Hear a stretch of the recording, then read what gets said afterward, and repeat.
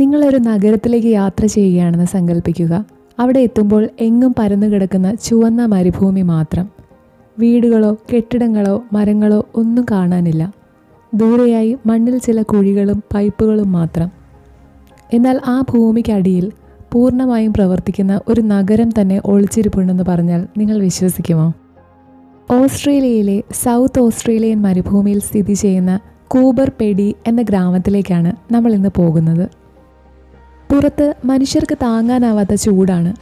വേനൽക്കാലത്ത് ഇവിടുത്തെ താപനില 50 ഡിഗ്രി സെൽഷ്യസിന് മുകളിൽ പോകാറുണ്ട്. ഈ ചുട്ടുപൊള്ളുന്ന ചൂടിൽ നിന്നും രക്ഷപ്പെടാൻ ഇവിടുത്തെ ജനങ്ങൾ ഒരു പുതിയ വഴി കണ്ടെത്തി: ഭൂമിക്കടിയിൽ ജീവിക്കുക. കൂബർ പെഡിയിലെ വീടുകളെ ഡഗ് ഔട്ടുകൾ എന്നാണ് വിളിക്കുന്നത്. ഇവ വെറും ചെറിയ ഗുഹകളാണെന്ന് കരുതരുത്. നമ്മുടെ നാട്ടിലെ ആഡംബര വീടുകളെ വെല്ലുന്ന സൗകര്യങ്ങളാണ് ഈ അണ്ടർഗ്രൗണ്ട് വീടുകൾക്കുള്ളത്. വലിയ ലിവിംഗ് റൂമുകൾ, ആധുനിക അടുക്കളകൾ, കിടപ്പുമുറികൾ എന്നിവയെല്ലാം ഇവിടെയുണ്ട്. വീടുകൾ മാത്രമല്ല, പള്ളികൾ, ഹോട്ടലുകൾ, മ്യൂസിയം, ബാറുകൾ, എന്തിനേറെ പറയുന്നു, പുസ്തകശാലകൾ വരെ ഇവിടെ മണ്ണടിയിലാണ് പ്രവർത്തിക്കുന്നത്. എന്തുകൊണ്ടാണ് ഇവർ ഭൂമിക്കടിയിൽ ജീവിക്കാൻ തീരുമാനിച്ചത്?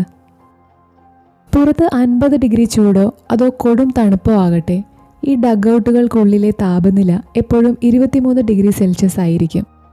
അതായത് AC ഇല്ലാതെ തന്നെ എപ്പോഴും സുഖകരമായ ഒരു അന്തരീക്ഷം.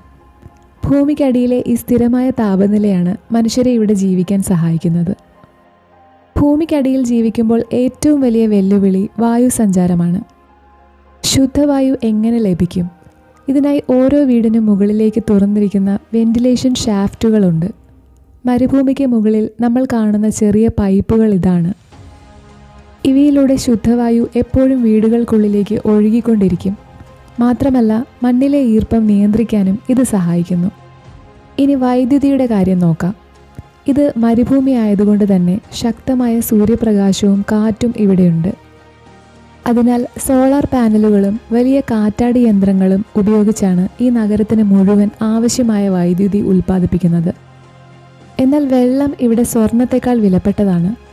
മഴ തീരെ ലഭിക്കാത്തതിനാൽ കിലോമീറ്ററുകൾക്ക് അകലെയുള്ള ഭൂഗർഭ ജലസ്രോതസ്സുകളിൽ നിന്നും പൈപ്പ് വഴിയാണ് ഇവിടെ വെള്ളം എത്തിക്കുന്നത്.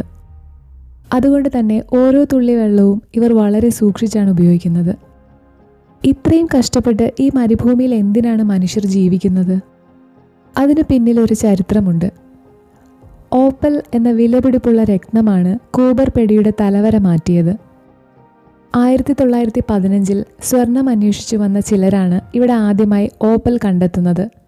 ലോകത്ത് ലഭിക്കുന്ന ആകർഷകമായ ഓപ്പൽ രത്നങ്ങളുടെ 70% ലഭിക്കുന്നത് ഈ ഒരൊറ്റ സ്ഥലത്തു നിന്നാണ്. അതിനാൽ ഈ നഗരം opal capital of the world എന്നറിയപ്പെടുന്നു.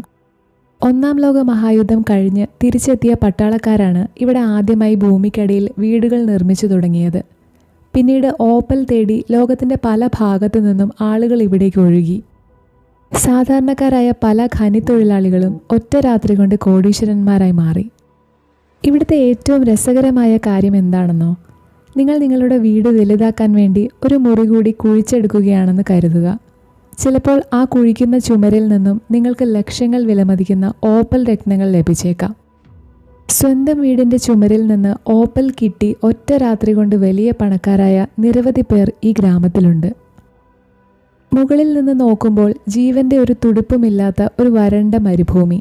എന്നാൽ അതിനു താഴെ പ്രത്യാശയും സ്വപ്നങ്ങളും പേറി ജീവിക്കുന്ന ഒരു വലിയ സമൂഹം. കൂബർ പെഡി വെറും ഒരു ഖനി നഗരം മാത്രമല്ല.